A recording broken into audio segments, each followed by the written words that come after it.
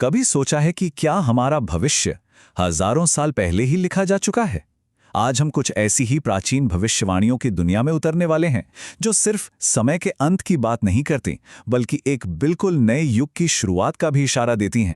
ये सवाल है ना, हम सबके मन में कभी ना कभी जरूर आता है। क्या वाकई हमारे पूर्वज भविष्य देख सकते थे? क्या उन्होंने हमारे लिए कोई गुप्त संदेश छोड़ा है? तो चलिए आज कोशिश करते हैं इन रहस्यों से पर्दा उठाने की। अच्छा, तो इस पूरी पहेली को समझने के लिए सबसे पहले हमें समय को समझना होगा। देखिए, हिंदू ब्रह्मांड विज्ञान के हिसाब से समय सीधा सीधा नहीं चलता। नहीं, ये एक बहुत बड़ी घूमती हुई घड़ी की तरह है, एक चक्र में। और इस पूरे एक चक्र को कहते हैं महायुग, जो 4 अलग अलग युगों में बटा हुआ है। इसे आप ऐसे समझ सकते हैं। सबसे पहले आता है सत्ययुग, यानी सोने का दौर, जहां सब कुछ खरा और शुद्ध था। फिर आया त्रेता युग, जहां अच्छाई में थोड़ी कह सकते हैं कि चांदी की मिलावट हो गई। उसके बाद आया द्वापर युग, और आखिर में वो दौर जिसमें हम अभी जी रहे हैं, कलयुग, जिसे अंधकार का युग भी कहते हैं। तो ये कलयुग आखिर है क्या?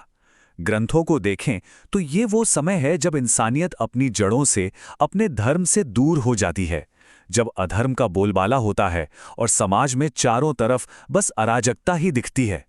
अब जरा इस पे ध्यान दीजिए। ये जो आप देख रहे हैं, ये शुक्रिनी सार से ली गई म्लेच्छ शब्द की परिभाषा है। और ये बहुत दिलचस्प है, क्योंकि ये किसी जाति या समुदाय की बात नहीं कर रहा। नहीं, ये उन लोगों के बारे में है जो धर्म मतलब सत्य और कर्तव्य के रास्ते से पूरी तरह भटक चुके हैं। असल में यही कलयुग का असली चेहरा है। और इसी घने अंधकार के बीच हमें एक प्राचीन ग्रंथ से रोशनी की एक किरण मिलती है। इसका नाम है भविष्य मालिका। भविष्यवाणियों का एक ऐसा संग्रह है जो हमें आने वाले कल के लिए सिर्फ चेतावनी ही नहीं देता, बल्कि एक उम्मीद की वजह भी देता है।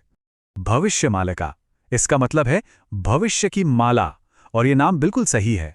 ये कोई एक किताब नहीं है, बल्कि कई महान संतों की भविष्यवाणियों को एक साथ पिरोकर बनाई गई एक माला है, जो आने वाले समय की एक पूरी साफ तस्वीर हमारे सामने रखती है। इन सभी भविष्यवाणियों का जो केंद्र है, वो है उड़ीसा का पवित्र जगन्नाथपुरी मंदिर। ऐसा माना जाता है कि यहीं के महान संतों ने, जैसे अच्युतानंद दास और पंचसखा ने दैवीय प्रेरणा से इन भविष्यवाणियों को ताड़ के पत्तों पर लिखा था, ताकि हम आने वाले महापरिवर्तन के लिए तैयार रह सकें।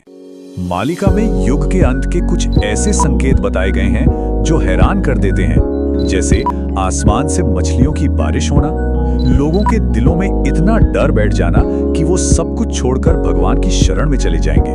जगह जगह नकली भगवान और गुरु पैदा होंगे, और जो सच्चे भक्त हैं उन्हें दाने दाने और पानी की एक एक बूंद के लिए तरसना पड़ेगा। लेकिन एक बात याद रखिए, रात चाहे कितनी भी घनी क्यों ना हो, उसके बाद सुबह जरूर होती है।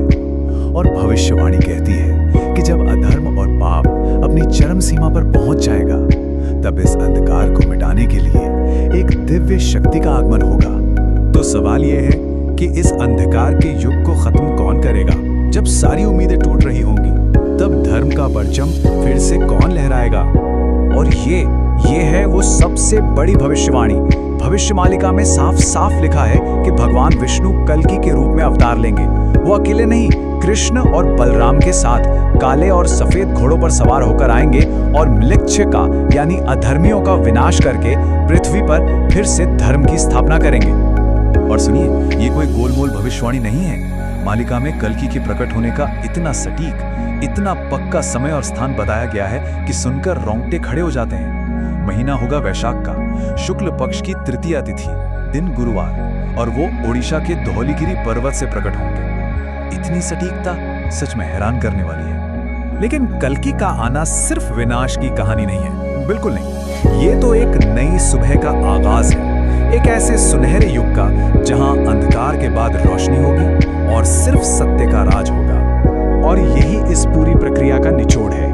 देखिए, एक तरफ कलयुग की काली रात खत्म होगी, जहां अधर्म का अंधेरा मिट जाएगा, और दूसरी तरफ सत्य युग का सूरज उगेगा, जो धर्म, सत्य और शांति की एक नई सुबह लेकर आएगा। ये एक चक्र का अंत है और एक नए बेहतर चक्र की शुरुआत। तो आखिर में सवाल यही बचता है, क्या भविष्य मालिका सिर्फ एक पुरानी कहानी है, या फिर ये उस शाश्वत चक्र का आईना है जो हमें बार बार याद दिलाता है कि हर अंत के बाद एक नई और बेहतर शुरुआत हमेशा इंतजार करती है? शायद ये एक ऐसा सवाल है जिसका जवाब हम सभी को अपने अंदर ही खोजना होगा।